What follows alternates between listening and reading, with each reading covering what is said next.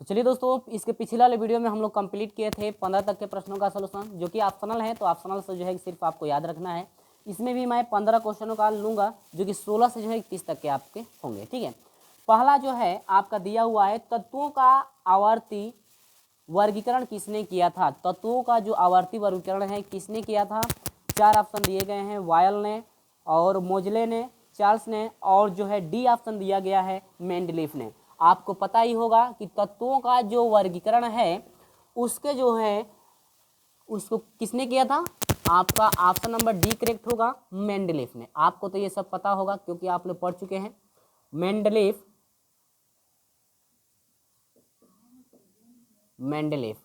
ये है option D आपका करेक्ट है। यानी तत्वों का आवर्ती वर्गीकरण किसने किया था, तो आपका ऑप्शन नंबर डी करेक्ट होगा, मेंडलीफ ने। ठीक है, क्वेश्चन नंबर हम लोग 17 की बात करते हैं। तो क्वेश्चन नंबर 17 देखिएगा क्या दे रखा है।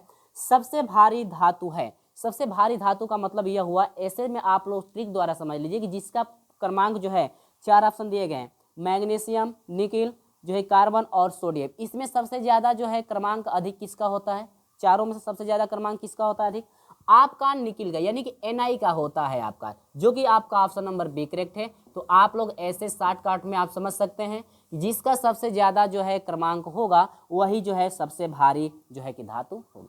ठीक है, ऐसे आप समझ सकते हैं। ट्रिक द्वारा मैंने याद करने के लिए आपको मैं बता दे रहा हूँ। ठीक है, तो ये है सबसे भारी धातु जो है आपकी निकिल है। क्वेश्चन नंबर 18 की हम लोग बात करते हैं। देखिए, परिवर्ती संयोजकता दिखाते हैं। 4 ऑप्शन दिया गया है। धात्विक तत्व, मैं पिछले वाले वीडियो में आपको बता चुका हूं। ठीक है, ये परिवर्ती संयोजकता का आया था एक और क्वेश्चन। धात्विक तत्व, बी है संक्रमण तत्व, डी है सी है अधात्वीय तत्व, डी है सामान्य तत्व, जो कि ऑप्शन नंबर आपका बी करेक्ट होगा, जो कि है आपका संक्रमण तत्व। तो ये है आपका संक्रमण तत्व मेरे प्रिय छात्रों, जो कि ऑप्शन नंबर बी आपका करेक्ट है। चलिए क्वेश्चन नंबर हम लोग 19 के तरफ बढ़ते हैं। 19 नंबर क्वेश्चन है, सबसे अधिक अधात्वीय प्रकृति तत्व है। तो सबसे अधिक जो है अधात्वीय प्रकृति तत्व कौन सा होता है।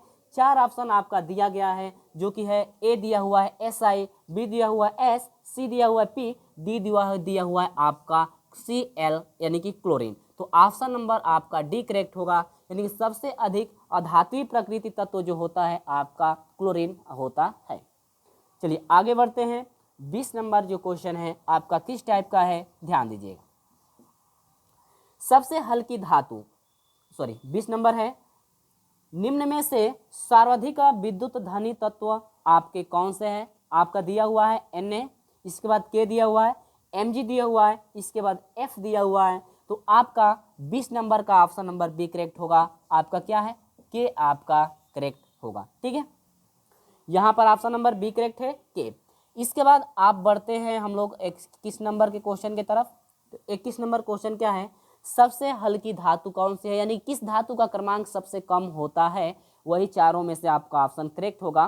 तो आपका है Li, दूसरा है Mg, तीसरा है Ca, डी है आपका Na। तो जो आपका Li जो होता है आपका सबसे कम क्रमांक का होता है, इसलिए जो है यह आपका सबसे हल्की धातु है। यानी ऐसे आप समझ सकते हैं, मैं ट्रिक द्वारा बता दे रहा हूँ, जिसका क्रमांक सबसे कम होगा वह आपका जो है सबसे हल्की धातु होगी।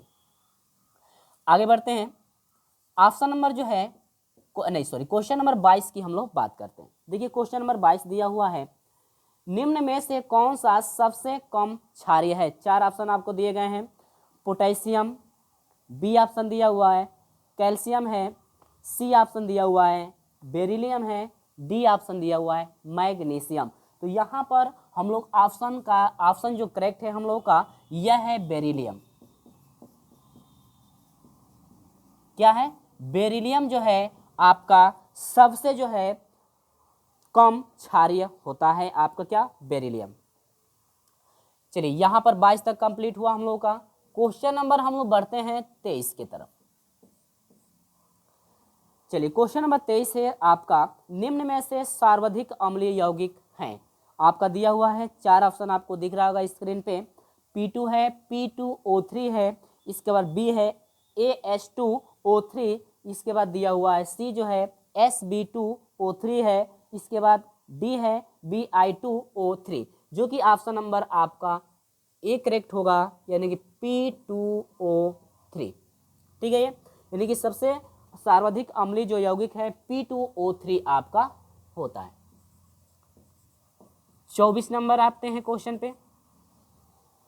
संक्रमण जो तत्व है, 24 नंबर है, संक्रमण तत्व क्या है, यानी कौन है जो संक्रमण तत्व है। 4 ऑप्शन दिए गए हैं आपको। ए है Cl, Br और L, बी है Fe, Co और Ni, सी है BaSr और Ca, डी है आपका LiNA और क्या है K।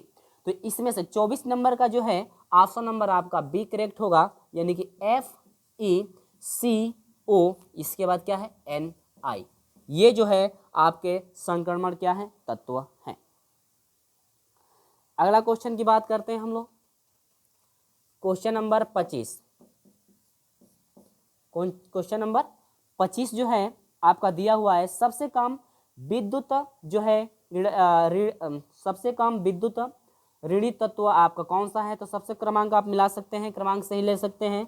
Li, Fe, Au, इसके बाद क्या है Na, यानी कि आपका होता है ऑप्शन नंबर डी, यानी कि Na जो होता है सबसे ये जो है कम विद्युत, यानी कि सबसे कम विद्युत ऋणी जो है आपके तत्व है, क्योंकि इसका क्रमांक भी सबसे क्या होता है, कम आपका होता है। 26 नंबर की बात करें हम लोग। 26 नंबर है, आवर्त सारणी में समान समूह के तत्वों के परमाणुओं में समान संख्या होती है इलेक्ट्रॉनों की। वाह्यतम उपकोष में इलेक्ट्रॉनों की, सी दिया हुआ है प्रोटॉन की, और इसके बाद डी दिया हुआ है न्यूट्रॉन की। तो ऑप्शन नंबर जो है 26 नंबर का ऑप्शन नंबर जो है आपका बी करेक्ट होगा। वाह्यतम उपकोष, वाह्यतम उपकोष में इलेक्ट्रॉनों की, वाह्यतम उस उपकोष में किसकी, इलेक्ट्रॉनों की। 27 नंबर की बात करें। Question number 27।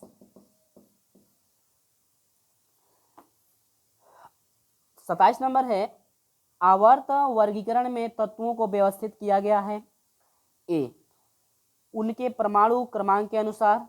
बी, धातु तथा धातु के रूप में। सी जो है सहसंयोजकता तथा विद्युत संयोजकता के अनुसार। डी है उनके परमाणु भारों के अनुसार। तो आपको पता ही है कि जो भी तत्व रखे गए हैं क्रमांकों के आधार पर रखे गए हैं उसमें। इस 27 नंबर का ऑप्शन नंबर क्या होगा, ए करेक्ट होगा। उनके परमाणु क्रमांक के अनुसार, यानी कि इनके किसके अनुसार, परमाणु क्रमांक के जो अनुसार है तत्वों को रखा गया है। क्वेश्चन नंबर जो है आपका 28 दिया हुआ है, हीलियम के अतिरिक्त अन्य सभी अक्रिय तत्वों के परमाणुओं के बाह्य कक्षा में इलेक्ट्रॉनों की संख्या होती है। आपको पता है कि अक्रिय जो गैस होते हैं, हीलियम को छोड़ा करके जो भी आपके जो अक्रिय गैस हैं उनके जो बाहरी कक्षा में जो है इलेक्ट्रॉनों की संख्या कितनी होती है, आपको पता है। ए ऑप्शन दिया गया है आपका 2, बी दिया हुआ है 8, सी दिया हुआ है आपका 1 और डी दिया हुआ है 6। तो वाह्यतम कक्षा में जो है आपके 8 इलेक्ट्रॉन होते हैं। अक्रिय गैस यानी हीलियम को छुड़ा करके से जो आपके अक्रिय गैस है उनके वाह्यतम कक्षा में 8 इलेक्ट्रॉन मौजूद होते हैं। आप इलेक्ट्रॉनिक विन्यास उनका करके देख सकते हैं। क्वेश्चन नंबर हम लोग 29 की बात करें, ठीक है। अगला है क्वेश्चन नंबर 29, उत्कृष्ट गैस प्रकृति में किस अवस्था में पाई जाती है। उत्कृष्ट जो गैस होता है वो प्रकृति में किस अवस्था में पाई जाती है, मुक्त अवस्था में, और बी जो है भौतिक अवस्था में, सी जो है रासायनिक अवस्था में, डी जो है सामान्य अवस्था में। तो जो उत्कृष्ट गैस होती है वह प्राकृतिक में जो है आपकी मुक्त अवस्था में पाई जाती है। किसमें, मुक्त अवस्था में। किसमें पाई जाती है, मुक्त अवस्था में आपकी पाई जाती है। तो ये है आपका आंसर, ठीक है। तो आगे बढ़ते हैं इसी के साथ। जो अंतिम क्वेश्चन है क्वेश्चन नंबर 30 की हम लोग बात कर लें, ठीक है। अगला क्वेश्चन दिया हुआ है कार्बन तथा सिलिकॉन को एक ही समूह में रखने का कारण क्या है। यानी कार्बन और सिलिकॉन जो होते हैं आप देख सकते हैं सारणी में एक ही समूह में रखे गए हैं, और वो भी कारण क्या है, कारण पूछ रहा है, कारण इसका क्या है।